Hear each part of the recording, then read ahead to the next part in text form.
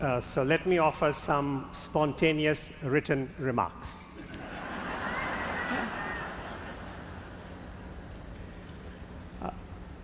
In the final installment of Ken Burns's saga, The War, one of the soldiers says, "Home is the ultimate joy and the ultimate goal. It is the reason for all our struggle."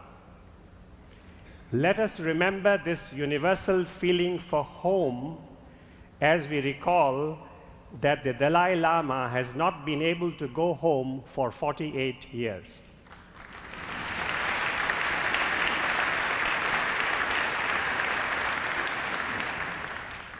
This man without a home is loved in millions of homes. This man without a country is honored in country after country. This is no ordinary man, yet that universal pinnacle of happiness, returning home, has been denied to him. People of all kinds are at home with this homeless man. They are happy to be next to this smiling yet sorrowing man. Denied access to his land and people, he has walked smilingly into hearts in a variety of lands and increasingly into the hearts of the people of China. Yes, he is an icon for many young Chinese.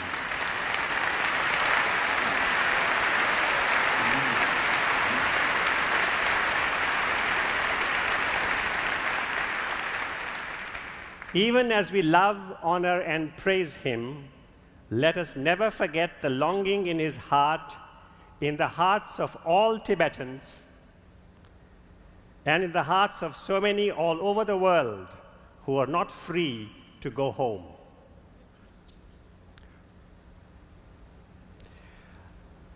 America has brought precision and conviction to the lives of many Hindus.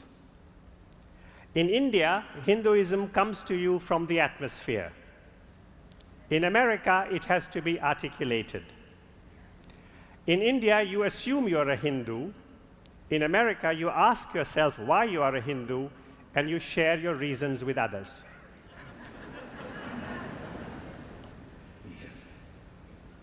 What is the role of Hinduism in peace building? The texts are certainly there, and some are powerful texts.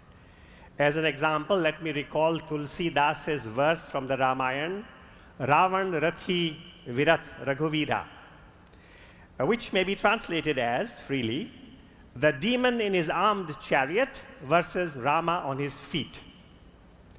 Asked how he will fight, Rama describes the real meaning of a chariot. "Listen, friend," says Rama, "the chariot that leads to victory is of another kind. Valor and fortitude are its wheels, truthfulness and virtuous conduct are its banner, strength, discretion, self-restraint, benevolence are its four horses, harnessed with the cords of forgiveness, compassion, and equanimity. Whoever has this righteous chariot has no enemy to conquer anywhere." Now, although voices have not been lacking that insist that Hindus must gather as many armed chariots, tanks, missiles, nuclear bombs as possible, a great many ordinary Hindus, a majority of ordinary Hindus, accept Tulsi Das's deeper meaning of holy war and a holy chariot. Through these numerous Hindus, Hinduism is eager to live in peace with non-Hindus, with people who may be different or difficult. As a Hindu who has traveled in the world and studied parts of the world, I found most people in all cultures and faith communities, including my own Hindu community, perfectly capable of reconciling their faith with commitment to peace building. Yes, there are military images and battlefield scenes in Hindu religious lore and in the religious lore of other traditions, But most people are able to ignore the images or to see past the images and to focus on the core teachings of their faith: peace, compassion, tolerance. They are able to coexist with people of other faiths. They also can find scholars who speak for them.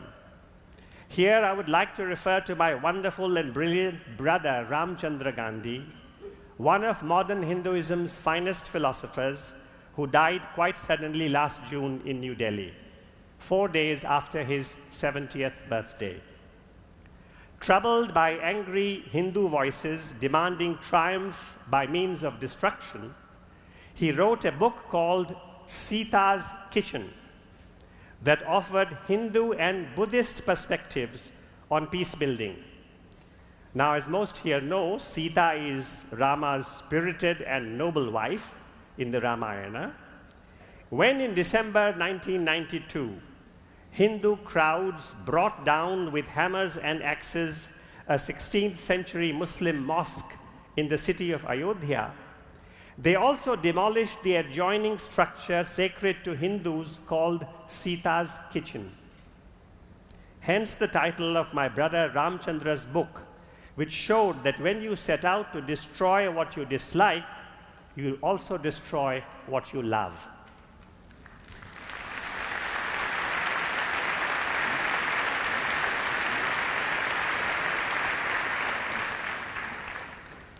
What might Mahatma Gandhi say today to people concerned with religion? He would freely acknowledge that in some minds, religion is associated not only with violence, but also with terrorism.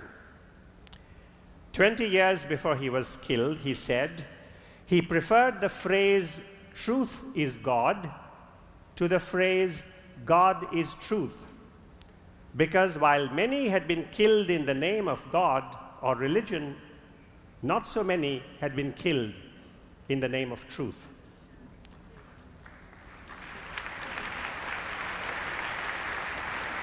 Yet Gandhi would never agree that religion caused fear or hate or greed. He saw hate, fear, and greed as human weaknesses manipulated by the power-hungry. In his lifetime, he fought for national and individual freedom, for peace between Hindus and Muslims, for the rights of minority Hindus in Pakistan, for the rights of minority Muslims in India. Today, I believe he would say three things. One, he would say, let people first of all throw a searchlight on the deeds of their own side. Let Hindus look squarely at what Hindus do and do not do, and let Christians, Jews, Muslims, and Buddhists also first focus on their faith communities. Secondly, I think he would say, let us not fall into the temptation of imagining that one faith community out of all is uniquely fallen, uniquely infected, uniquely dangerous to the rest. Can peace building be reconciled, Gandhi might ask, with the notion of one flawed religion, race, or community? Are there some wearing suitable badges who are entitled to sit at a peace banquet, while others lacking those labels or sporting a different one are not entitled? Finally, Gandhi, Hinduism's exponent, would say to people of all religions, is the hate, the fear, and the greed around you going down or up? That would be his test for a peacemaker. Thank you.